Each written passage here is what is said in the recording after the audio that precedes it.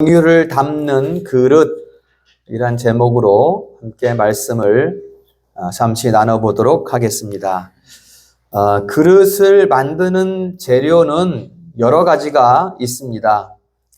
성경에 보면 금 그릇도 있고 또 은 그릇도 있고 또 동으로 만든 그릇도 있고 또 나무를 깎아서 만든 그릇도 있고 또 흙으로 만든 그릇은 또 질그릇이다 이렇게 표현하는 다양한 재료로 만든 또 여러 가지 모양을 가진 그런 그릇들이 있습니다.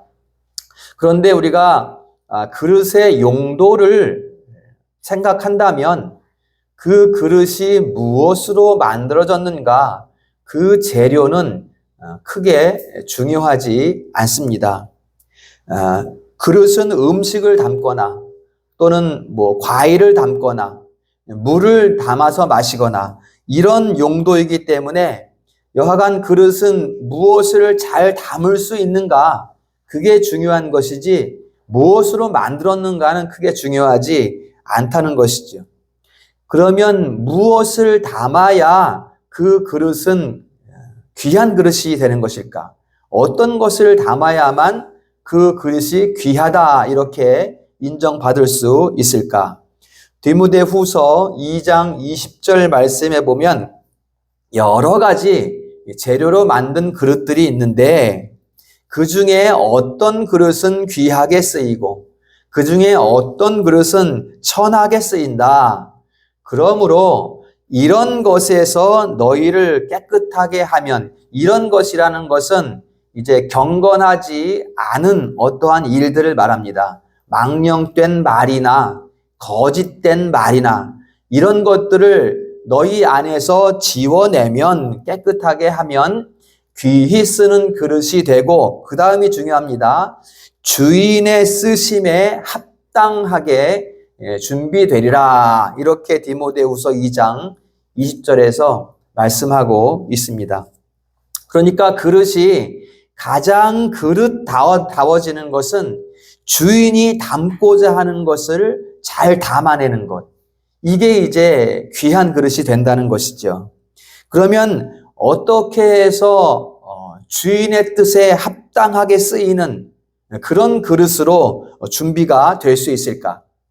좀 전에 본 디모데후서 2장 20절 말씀대로라면 내가 열심히 나를 잘 닦아야 이게 깨끗하게 하는 것인데, 어떻게 그릇이 자기 자신, 나 자신을 스스로 깨끗하게 해서 주인의 기준에 맞게 준비가 될 수가 있겠는가? 이거 어려운 일이잖아요.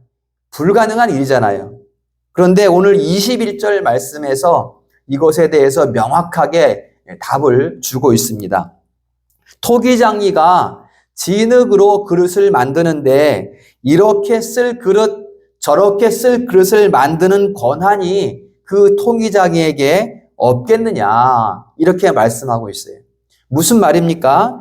주인의 뜻에 합당하게 쓰일 귀한 용도로 쓸 그릇을 이렇게 쓰든지 저렇게 쓰든지 주인이 빚어서 만드는 것이다 라는 것을 말씀하고 있는 거예요. 그러니까 어쨌든 주인이 귀하게 빚어서 이렇게 쓰시든지 저렇게 쓰시든지 주인이 하시는 거니까 그릇은 뭐예요? 감사한 거죠. 주인이 주인이 사용하기에 맞게 충분하게 만들어서 사용해 주시니까 그릇은 그냥 감사한 것이죠. 왜? 나로부터 나오는 조건이나 나로부터 나오는 자격이 전혀 없으니까 주인이 하시는 대로 쓰임 받으니까 그저 감사할 뿐이죠. 이게 이제 그릇의 모습이 되는 것입니다. 그런데 오늘 본문 말씀에 보면 어떤 그릇이 이렇게 말을 하고 있어요. 아니, 나는 어차피 천하게 쓰일 그릇이니까 내가 썩은 음식을 담든지 쓰레기를 담든지 그냥 내버려 두세요. 이렇다 저렇다 잘못했다 잘했다 허물 찾지 마세요. 나에게서. 어차피 다 하나님의 뜻 아닙니까? 하나님이 다 하시는 거니까 그냥 내버려 두세요. 이렇게 어떤 그릇이 말을 하고 있다. 그게 이제 오늘 19절 말씀이 되는 거예요. 왜 나한테 허물하십니까? 허물하지 마세요. 이렇게 지금 말하고 있는 것입니다. 그야말로 이제 자기 지혜로 가득 찬 사람의 모습이죠. 자기 이성으로 자기 삶을 비추고 자기 이성으로 하나님을 바라보는 사람의 모습이 딱 이와 같은 모습입니다. 옛날에는 이제 이런 사람들이 철학자들이었어요. 아주 똑똑한 사람들이었습니다. 아주 너무 똑똑한 사람들이에요, 철학자들은.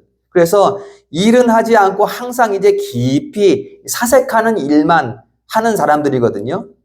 이래서 이제 로마가 망했거든요. 아무것도 안 하고 다 하인들 시키고 맨날 목욕이나 하고 뭐 전쟁하면 용병들 시켜서 보내고 아무것도 안 하다 보니까 로마가 망한 거거든요. 맨날 생각만 하고 그러니까.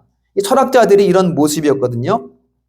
그러다가 보니까 이제 이 사람들은 어떻게 해요?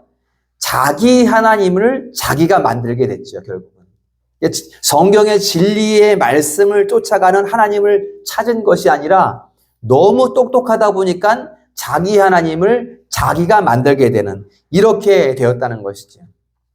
그런데 요즘 현대인들은 이런 철학자의 수준에는 미치지 못해요. 그럼에도 불구하고 자기 이성의 요구에 맞는 하나님을 자꾸만 확인하라고 들지요. 요즘 시대에도. 그러니까 비슷한 사람들이 역사 가운데 계속 있어 왔다는 거예요. 그러니까 오늘 19절 말씀같이 이건 이게 아닌데? 이건 이렇잖아요. 라고 자꾸만 자기 생각대로 하나님을 비춰가려는 이런 사람들이 옛날이나 현재나 계속해서 있어 왔다는 것을 우리에게 말씀해주고 있는 것입니다.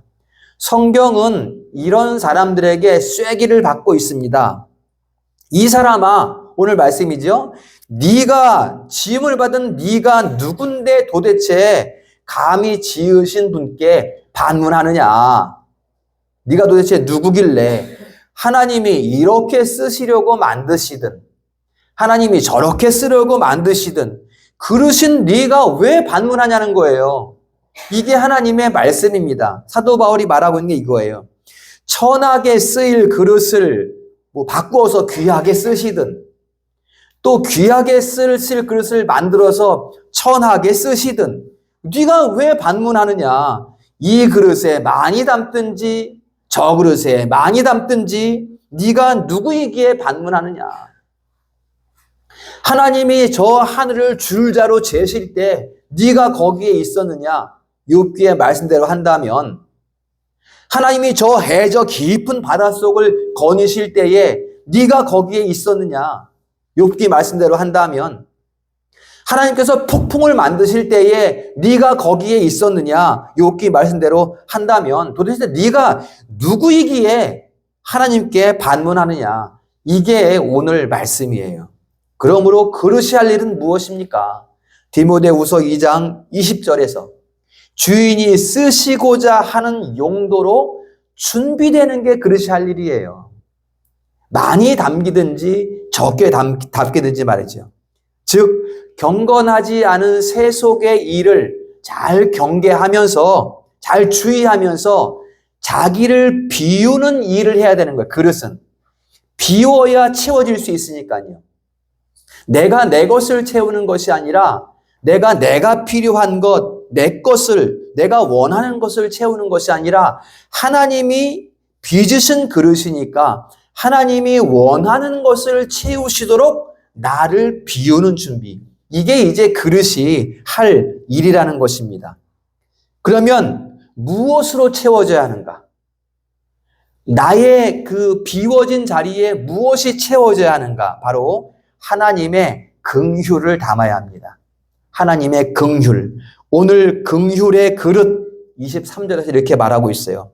하나님께서 영광 받기로 예비하신 바 긍휼의 그릇.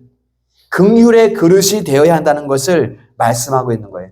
우리는 하나님의 긍휼을 담기 위한 그릇으로 빚어졌어요. 내 것을 내가 채우기 위한 그릇이 아니라 하나님께서 채우시는 긍휼을 담기 위한 그릇으로 빚어졌다라는 것입니다. 주인이 뜻하신 대로 하나님이 뜻하신 대로, 하나님이 기뻐하시는 대로 그것을 담아내는 것, 그것이 무엇인가? 바로 하나님의 긍휼이다라는 것입니다. 자, 그러면 이제 하나님의 긍휼이 도대체 무엇인가라는 것을 우리가 살펴보아야 하겠습니다. 하나님이 우리를 긍휼히 여기시는 것이 하나님의 뜻이에요. 그러면 하나님의 긍휼이 어떻게 해서 우리 안에까지 담기게 되는 것일까? 어떻게 해서 우리에게까지 하나님의 긍휼이 닿을 수 있게 되었는가? 타락한 인류는 완전히 단절되어 버렸는데 무엇으로 하나님의 우리를 불쌍히 여기시는 긍휼이 우리에게까지 닿게 되었는가? 바로 십자가입니다, 여러분.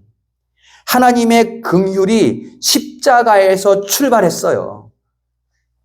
우리에게 직접 닿을 수 없기 때문에 십자가를 통해서 우리를 향해 뿜어져 나오고 있는 거예요. 하나님의 긍휼이. 어떻게 해서? 예수님께서 단번에 자기를 들이시는 영원한 제물이 되심으로 말미암아 이제는 그 십자가가 시은자가 시은자. 그러니까 은혜를 우리에게 베풀어 주시는 시작의 점이 되었다. 무엇이? 십자가가. 그래서 이제는 여러분, 십자가가 지성소입니다. 과거에는 예루살렘 성전 안에 있는 지성소였잖아요. 이제는 바뀌었어요. 십자가가 지성소가 되었습니다. 거기에서 이제 하나님께서 우리에게 주시는 모든 것들이 나오는 거예요. 십자가로부터.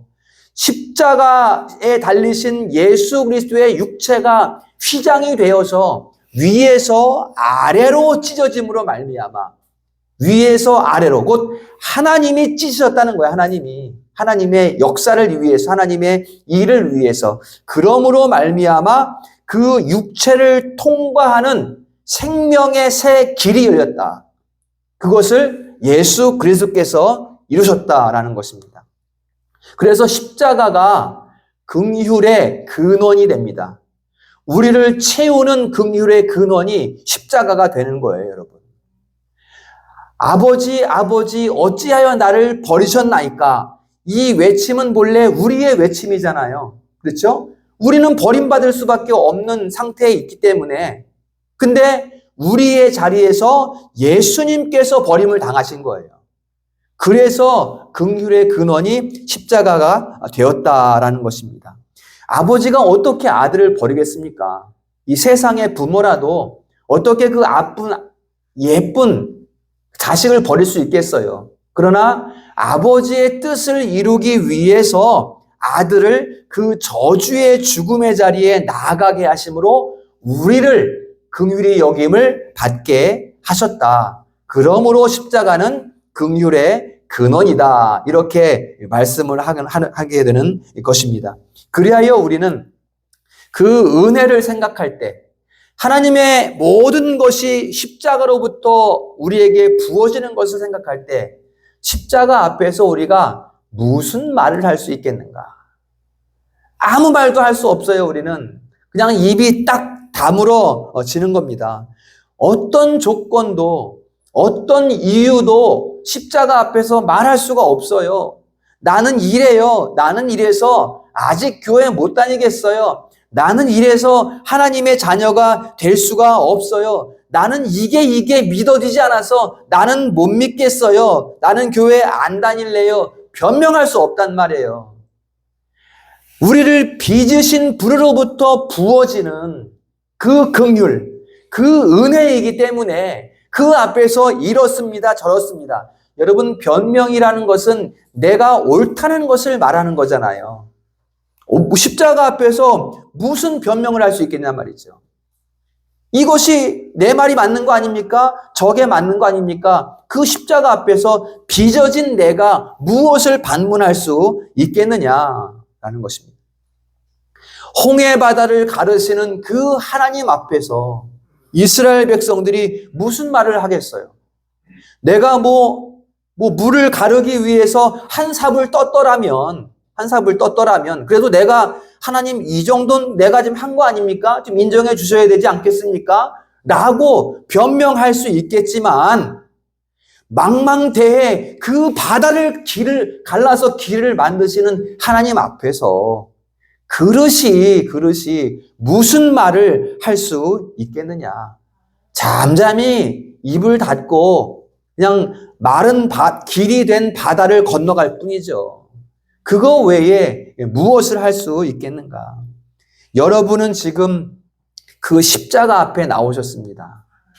어떻게 해야 될까 우리가 그러면? 내 이성의 지혜 내려놓으십시오. 내 것, 내 소유, 내 생각 다 내려놓으셔야 돼요. 십자가 앞에서는 여러분. 내 명예, 내 자존심 다 내려놓으셔야 돼요.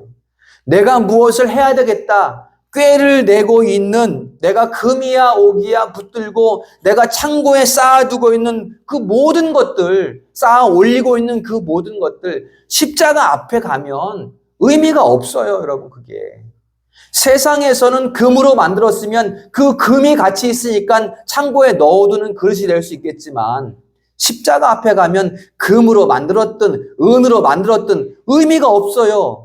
오히려 흙으로 만든 그 그릇이 귀하게 쓰이는 게 의미가 있는 것이죠. 그게 십자가 앞에 나온 우리의 모습이 되어야 한다는 것을 말씀을 드리는 것입니다. 십자가 앞에서는 그 지극한 감사 때문에 감사가 너무나 지극해서 그냥 그 감사에 어떻게 할까 어찌할 줄 모르는 그냥 가슴 치는 눈물만 있을 뿐이에요. 그 십자가 앞에서는 긍휼을 우리를 향해 쏟아내시는 그 십자가 앞에서 우리가 무엇을 할 수 있겠는가? 우리 사랑하는 성도 여러분, 십자가가 긍휼의 근원입니다. 하나님께서는 그 긍휼을 여러분에게 담으시기를 원하십니다. 받으십시오. 그 은혜를 여러분 속에 담으세요. 주시기를 원하신다니까 여러분. 이 은혜를 그리고 여러분의 삶의 전면에 내세우십시오. 이 외에 다른 소망을 갖는 것은 여러분을 병들게 할 뿐이에요. 예수 그리스도의 십자가 외에 다른 소망을 품게 되면 이 세상의 다른 것을 소망하게 되면 여러분들은 영혼이 병들게 되는 거예요. 오직 십자가 앞에서 십자가 안에서 부어주시는 그 은혜로 채워지는 성도의 삶이 되시기를 주님의 이름으로 축원합니다. 이 시대는 정말 가슴 아픈 시대입니다, 여러분. 교회 안에 성도의 입술에서 나오는 세속적인 말들, 세속적인 이런 대화들, 이런 것들을 신앙이라는 허울로 덮어 씌우려고 하는 이러한 모습들 때문에 너무나 가슴 아픈 시대가 되었습니다.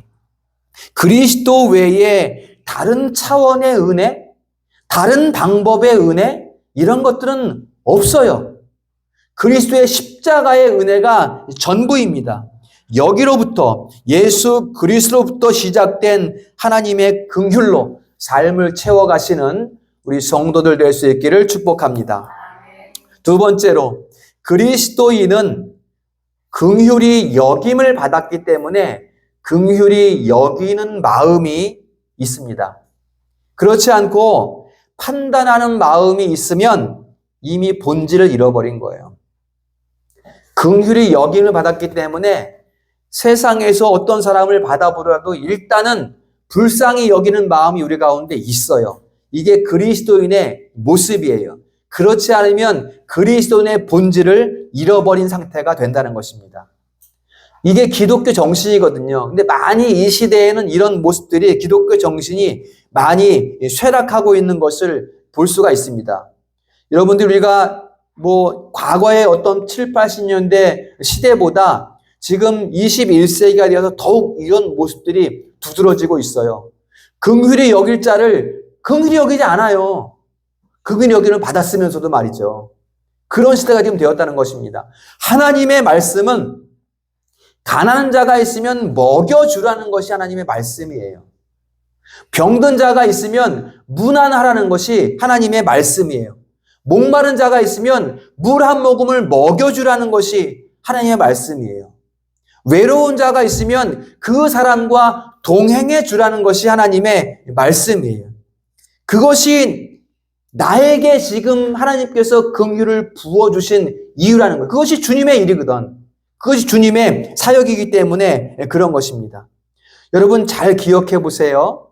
예수님의 첫 번째 제자 바리새인이었습니까? 저 성전 가운데 큰 일을 하고 있는 제사장이었습니까? 아니에요. 예수님의 첫 번째 제자는 어부였어요.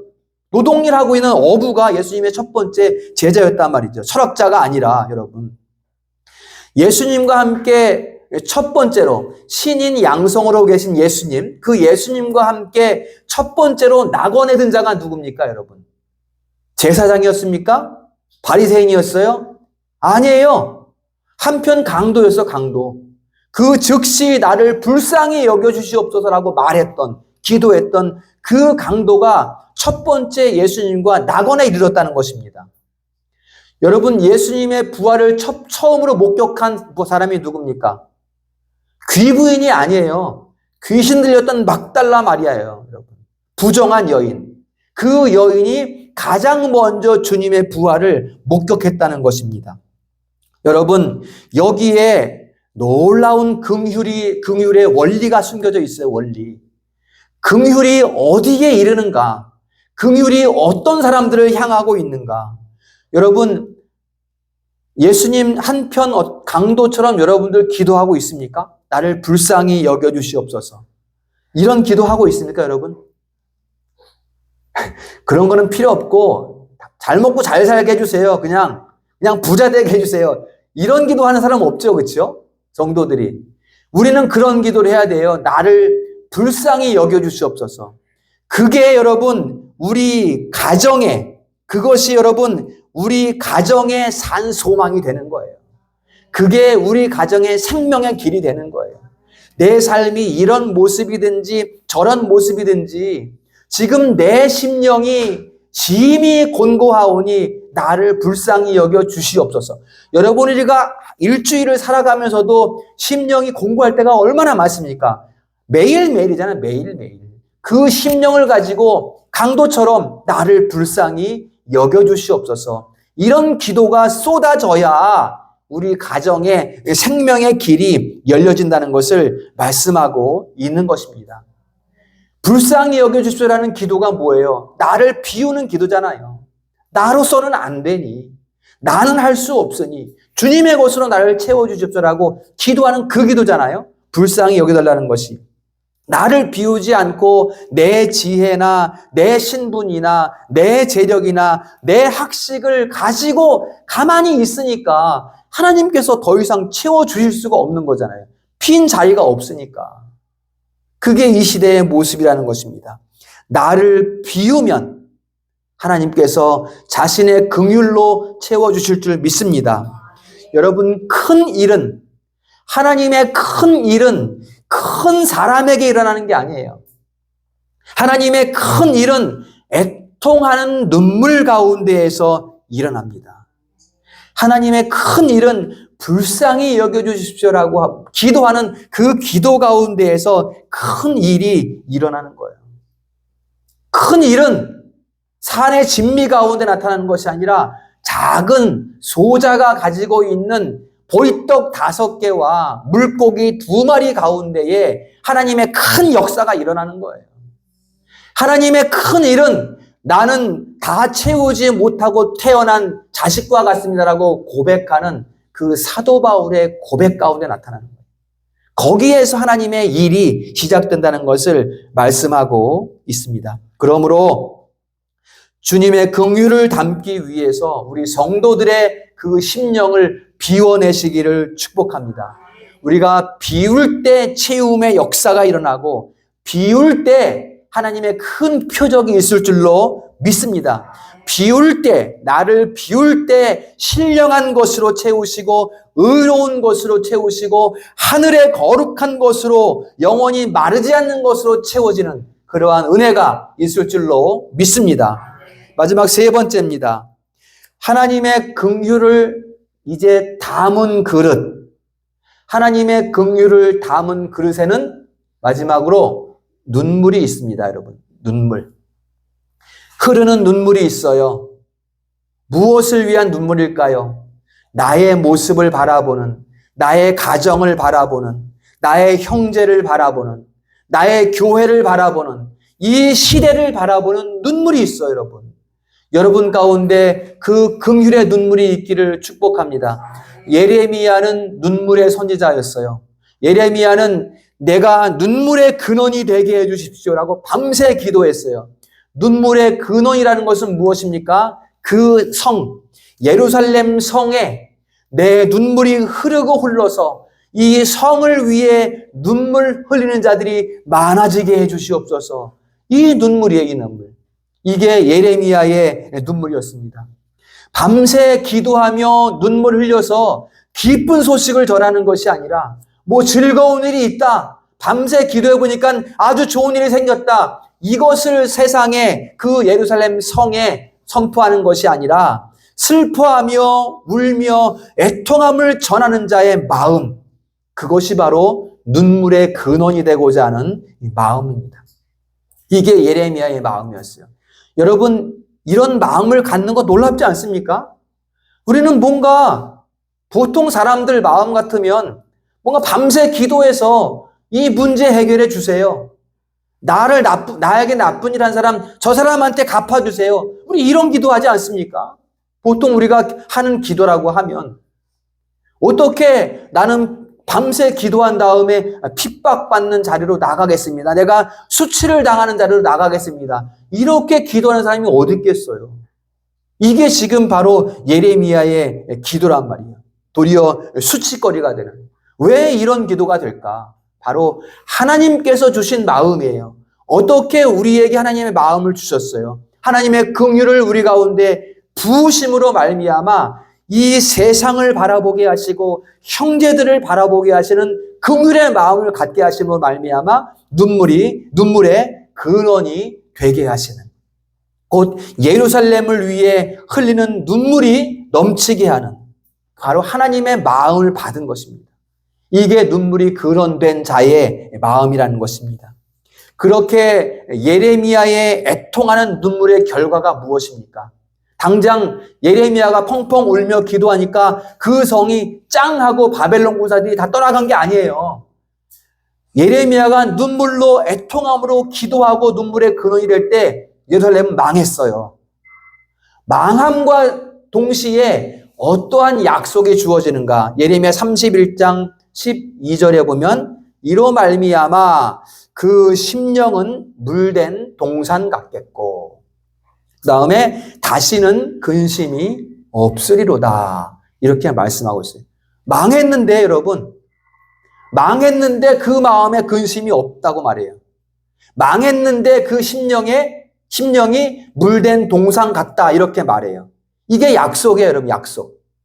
지금은 망했지만 그 눈물의 근원이 된 자들, 하나님의 긍휼을 입은 자들, 그들의 심령이 어떻다? 물된 동산같이 되며 더 이상은 근심이 없으리라, 이렇게 말씀하고 있는 것입니다. 이것이 예루살렘을 위해서 우는 자들에게 주어진 하나님의 약속입니다. 여러분, 믿는 자들의 눈물이 마르면 이 도시는 기름진 도시가 될 수가 없어요. 예루살렘을 위해 흘리는 예레미야의 눈물이 없었다면 70년 후에 그 회복이 있었을까? 물론 하나님의 뜻 가운데 성취되는 것이지만 하나님은 그것을 이루시기 위해서 선지자들의 눈물을 받으셨어요. 어떻게 해요? 하나님께서 긍휼을 부어주셔서 그 긍휼을 받은 자의 마음으로 눈물의 근원이 되게 하심으로 말미암아 70년 후에 포로 생활을 마치고 돌아오게 하시는, 그 약속을 성취하시는 하나님의 은혜가 있었다라는 것입니다. 그러므로 눈물 흘리는 그 성을 위해 흘려지는 믿음의 사람들의 눈물이 없으면 그 도시는 기름지게 될 수가 없는 거예요. 눈물이 마르면 그 땅은 황무한 땅이 되는 거예요. 이 땅을 기름진 땅으로 만들려면 믿는 자들의, 긍휼함을 입은 자들의 눈물에 기도가 있어야 합니다. 강단에 서서 형식적으로 가식적으로 기도하는 거 말고요. 그런 거 말고 진심 어린 그 폭포수 같이 흘러가는 속사람의 그 눈물이 있어야 이 성이 회복된다. 여러분, 이 구미도성이 어떻게 물된 동산이 될 수 있을까요, 여러분? 어떻게 끊어지지 않는 샘이 될 수 있을까요? 불쌍히 여겨주소서, 이러한 기도가, 그리스도인의 눈물의 기도가 쏟아져 나와야 이 구미도성이 황무함을 걷어내고 물된 동산이 될 수 있는 거예요. 예루살렘이 70년 후에 회복되는 것처럼 말이에요. 언제일지는 모르지만 예레미야의 눈물이 흐르고 흘러서 그 회복이 언제일지는 모르지만 그 눈물을 받으신 하나님께서 회복시키시는 은혜, 이 구미도성에도 그러한 은혜가 있어야 하지 않겠습니까? 내가 눈물의 근원이 되게 해 주시옵소서. 내 눈물이 흘러 이 땅을 적셔서 이 구미도성 가운데에도, 이 우리나라 가운데에도, 각 교회 가운데에서 그 흘려지는 눈물이 많아지게 해 주시옵소서. 이것을 위해서 하나님께서 우리를 긍휼의 그릇으로 삼으신 거잖아요. 그러니 우리 성도들이 진정 하나님의 긍휼을 담는 그릇이 되기를 축복합니다. 우리 성도들의 눈물이 이 땅에 흘러서 황무한 가정이 회복되고, 황무한 교회가 회복되고, 황무한 이 지역이, 황무한 이 나라가 회복되는 물된 동산이 되는 큰 은혜가 있기를 주님의 이름으로 축원합니다. 말씀을 결론합니다. 여러분, 그릇은 재질보다 무엇을 담는가 하는 것이 중요합니다. 비록 질그릇이지만 사람들이 보기에는 형편없어 보이는 흙을 빚어서 만든 질그릇이지만 거기에 무엇을 담는가? 하나님의 말씀을 담고 하나님의 축복의 약속의 말씀을 담으면 그 질그릇은 귀히 쓰는 그릇이 되는 것입니다. 고린도후서 4장 7절에 보면 질그릇에 보화를 담았다, 이렇게 말씀하고 있습니다. 흙으로 만든 그릇에 보화를 담았으니 무엇을 담았다는 것입니까? 바로 그리스도의 십자가에서 출발한 그 긍휼을 담아냈다라는 것을 말씀하고 있는 것입니다. 보화를 담은 질그릇, 그리스도의 긍휼을 담는 질그릇, 우리 성도들이 되시기를 주님의 이름으로 축원합니다. 거룩한